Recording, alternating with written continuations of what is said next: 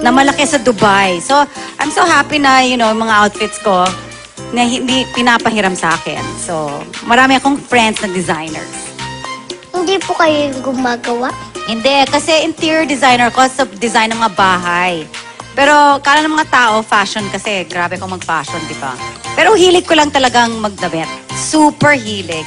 As in, grabe. Kung pwede lang, sa isang araw, 3 ako magbibihis. Tapos lagi akong may panga sa ulo. Alam mo yung mga hat na ganon? Oo nga po eh. Sabi po nila marami daw kayo paglagay sa ulo. Ito po, tignan niyo po.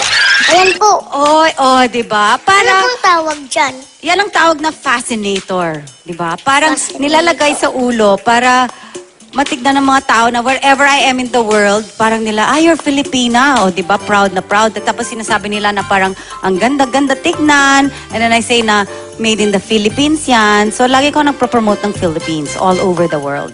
So, ito sa Paris yan. Tapos, nung pumunta kami, that's Prague. Doon sa mga Eastern Europe pa. So, Pero yung nilalagay po sa ulo, yung parang headband lang siya. Parang headband na may mga burloloy. Yun lang, parang madali. Kaya maski pangit ang hair mo, lagay mo lang, okay ka na. Maganda ka na. Saan niyo po nabibili? May friend ako na gumagawa. Nag-export lang siya, pero kanila yung local, yung sa supply niya. Kasi parang dito sa Pilipinas, ang init-init, diba? So, okay lang maglagay ng mga hat, tapos maglagay ng dekorasyon, Para diba? po hindi naiinitan yung mukha niyo. Oo, diba? Pag Ganyan. masilaw. Dito, Tessa. Ano? Ito pa daw po. Ito naman, alam mo yan, sa Budapest yan. Yung crown ko dyan, made of shells. Yan naman ginawa para sa akin ng gumagawa ng mga, alam mo yung Miss Philippines na beauty pageant? Ito rin siya gumawa nito, si Mark Shandar, galing Cebu. Ginagawa niya lahat ng mga corona ng mga beauty pageant dito sa Pilipinas, Miss rin. Raisa, may Marami para lang po bigay sila sa iyo ng mga damit at mga corona, ganon, di ba? Pakilala niyo po ako sa kanila. Siyempre, di ba? Para po marami din akong corona. Correct.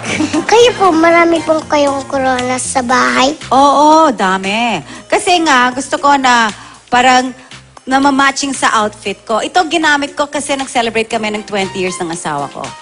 So yung theme namin, Game of Thrones. May pinakita nga po silang picture kasal niyo po daw yun. Oo, kasi... Ayan po. So yan yung... Pinablunt rin yung asawa ko. Alam mo, yung asawa ko super serious at pero I guess, 20 years na kami. So, nag-okay na siya mag-blonde. So, blonde siya dyan. Para Oh, po diba? siyang hari, Diba? Tapos kayo yung Reyna. Yan, si Rahong gumawa niyan. Yung tito Raho mo. Siyang gumawa ng outfit ko kasi kay Dennis. Diba? Ayan yung Ano dalawa po na- pangalan yung asawa niyo? Dennis. Dennis. Oo. Tito Dennis. Ganyan din po siya magdamit palagi. Hindi. Hindi siya nagdadamit ng mga ganyan, di pangkaraniwan, di ba? Parang super plain lang magdamit. Ako lang medyo, at baka yung daughter kong, pinakalit, 9 years old lang siya. Ka-age mo. Minsan gusto rin siya magdamit. But ako lang talagang yung parang medyo sobrang over. Pero alam mo, ito, Ano po yung... pangalan ng anak niyo? Yung youngest, yung pangalan niya Athena kasi nabuo siya sa Greece. So, yung dalawang boys and dalawang girls. So, I have Brian yung eldest ko, tsaka Tyrone, Anika, and Athena yung youngest. So, 4 sila. And then, alam mo yung age Si gap Abrina nila 20s. po, Ha? siya yung nagsusuot ng ganyan din Yeah, po. si Athena yung maliit dyan. Tingnan mo, siya lang nakahat. Well, yung isa rin. Pero siya yung parang gusto magdamit. Sayang-saya siya. Ano po sinasabi nila pag nakikita ko yung nakabihis na ganyan? Alam mo, yung mga babae, okay lang. Pero yung mga boys, sinasabi nila, kunyari nung pumupunta ako sa eskwela nila para sa teacher, parent, teacher, ganon. Parang yung mga boys, parang, Mommy, please, don't dress up. Talagang weird. Kasi parang, syempre, nananervous sila, di ba? They can say that your mom's weird. Pero yung mga babae, okay lang. Parang they're happy na, oh my gosh, that's your mom, ganyan-ganyan. Yung mga boys, medyo Pag po pumupunta kayo sa school nila, nakaganyan din kayo. Hindi, mas maliit naman ang krona. pero medyo, oo. Pero may mga fascinator, tsaka, mga balloon dress and everything. Yung casual ko kasi, wala akong casual na damit. Mga jeans, hindi ako nag-jeans. Maliban kung nag-yoga ako, kasi nag-yoga naman ako, di ba? Nag-running, nag-exercise, nagsiswimming. Hindi naman ako nakakorona kung nagsiswimming, di ba? So, kailangan Mahirap plain yun. lang. Baka masulot kayong bigat niyan. Di ba? Pero meron akong mermaid tail. Oh, di ba? Meron akong sariling, serenang, na ginawa para sa katawan ko. Kasi di ba, I'm the sea princess. So, dapat ako nag-outfit ng ganyan. Ganun. Ito ko sa'yo, talagang grabe. Ang hirap, mas madaling mag-swimming kasama ng tail. O, di ba? Ma-expert Pero na ako. hindi po kayo makakalakad pag suot niyo yun. Hindi naman, di ba? Pang lang. Parang isuot mo sa tubig, tapos ganyan-ganyan ka lang. Expert na ako. Ang saya-saya. I'm gonna make you one. I'm gonna make you paggawa. Gusto mo, ha? Wala ka bang swimming? Ha? You're gonna make me walk. Of course! But you have to ask. Alam mo, pag-guess mo ako uli, ha? Para Sige. dapat, kasi ang dami nating outfit na share. Oh, I like that. Sige. Cute mo na talaga.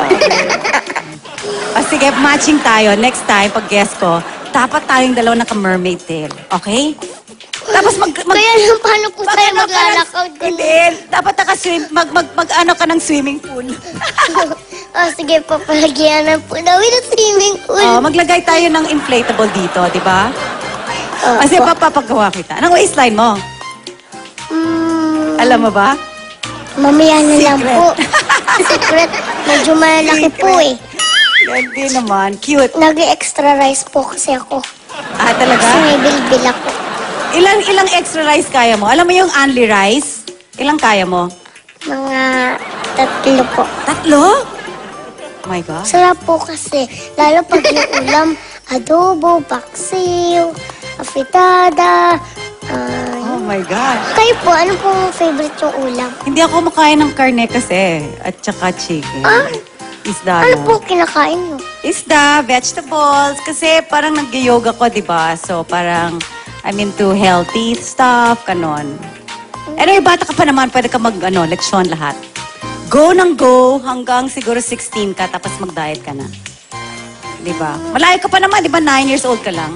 Opo. Okay pa yan. Kaya sabi nila, kahit ganito lang po yung tiyan ko, okay lang kasi cute naman. Tsaka, diba? pinaghirapan ko po ito.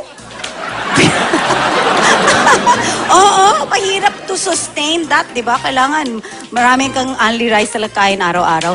Araw-araw, nagti 3 cups of rice ka? Minsan lang po, 2, 1. Okay. Huwag naman araw-araw. ha? 2.